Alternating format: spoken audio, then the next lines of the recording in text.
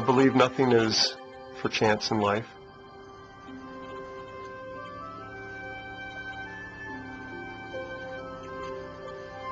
I believe that it was one of my purposes in life to find something and bring it to market.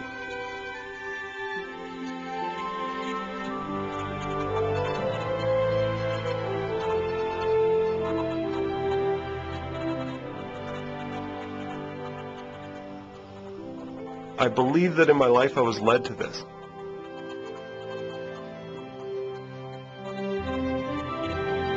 And it was a dream of mine.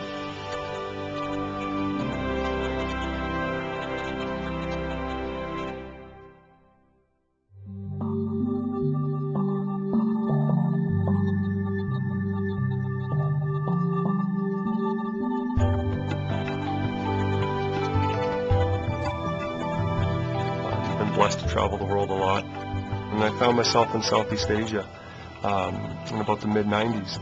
And I came across this botanical mangosteen. They were telling me, this is the queen of fruit. I asked, why is it the queen of fruit? Oh, it's because Queen Victoria says it's the best tasting fruit in all the world. And so that, as I studied a little bit more, I found that the local folklore was not about the fruit itself, but it was about the peel.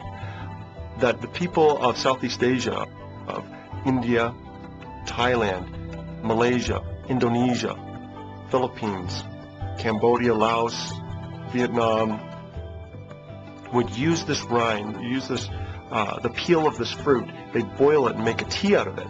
And they drink it for stomach problems. They drink it for dysentery. They drink it for diarrhea. They drink it to help bring down the fever with malaria. They'd make a poultice out of it, and they'd put it on their skin for skin conditions.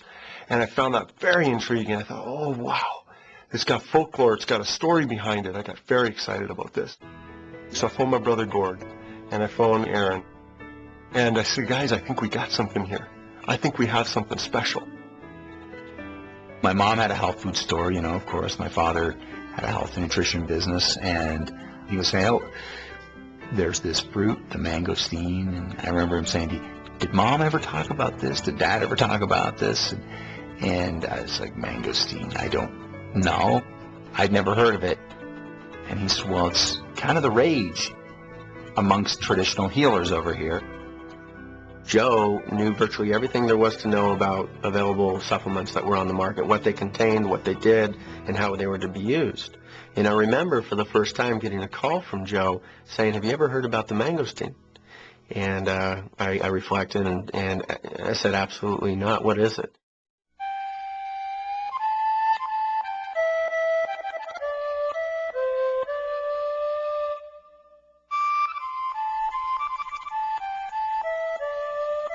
Just this little fruit, about the size of a tangerine. It's dark purple in color. It has a very large leaf to it.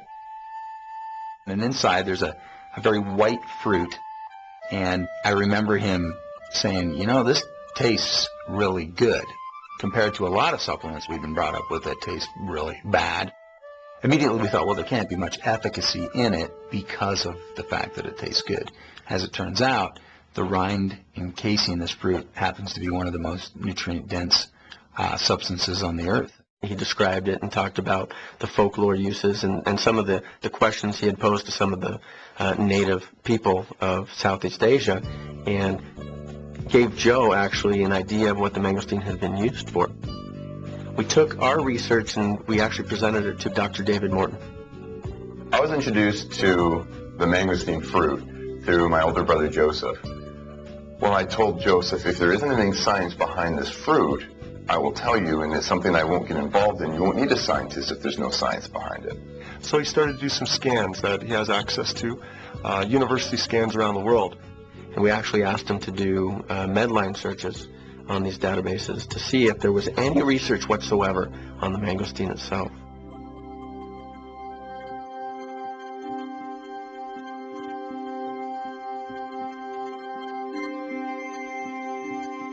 I started doing some searches on PubMed and got a couple of papers on the mangosteen fruit.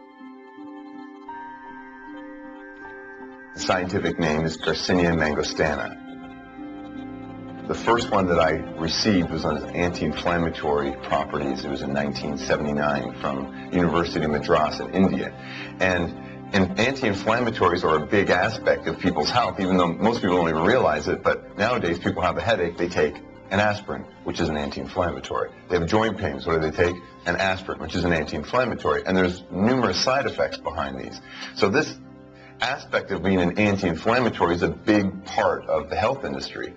So I kept looking up and found another paper in anti-inflammatory from 1980, as well from University of Madras in India. And then the big one that came was from Sendai, Japan, where there's a laboratory there that did research on how the mangosteen fruit stops the body from having an inflammatory reaction. And that was a big paper to show what is a buzzword in the health industry as a COX inhibitor. It stops an enzyme in the body that makes your body have pain and swell and so forth. And he came back a couple weeks later with about 1.5 feet of research. We were stunned. He went and did a Medline search, and he came back with scads of documents about the scientific validity of as to why these things work. In the health industry, exaggerations can come. And Joseph and Gordon talk about 1.5 feet of paper research, and that is not an exaggeration. There really is 1.5 feet of research. As a matter of fact, one of the researchers went so far as to state that he found it very hard to believe that no one had actually introduced the mangosteen commercially to the market with all of the research that had been done on it. That's why when we originally talked to Dr. Templeman, he said, I don't want to look at this unless it's had science behind it, some peer-reviewed science. I was approached by someone on staff at the University of Utah Medical School, who I respected, and he asked me to take a look at some papers. Now, all of these papers had been in scientific journals, and what struck me was the wide variety of applications, what we would call in medicine indications for usage. Extremely broad. You know, it's one thing to say, you take this and it does this for you, we don't know why. But it's another thing when they've been able to say, the rind of the pericarp from the mangosteen contains xanthones. Xanthones are a chemical compound that is found within the pericarp and in the, so a small part, the pulp or the actual tasty part of the mangosteen fruit.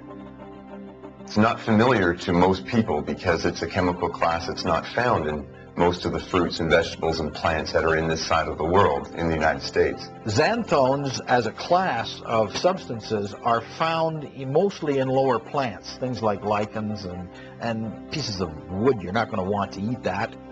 But the only fruit, really, that exists that contains xanthones is the mangosteen. And it contains 40, approximately, of the slightly over 200 that exist in nature.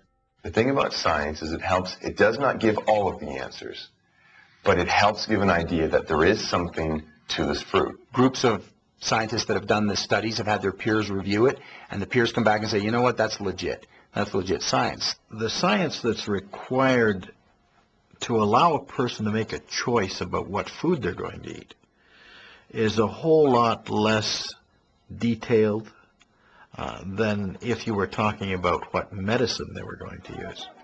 With supplements and food, it's an entirely different question. I mean, people could eat whatever food they wish. This is not a medicine. This is a food. And that was the first thing that attracted me, because most things in the supplemental market have little or no science behind it. And, you know, I'm a doctor. Not all doctors are scientists, and I don't necessarily consider myself a scientist, but I want to know that science is there.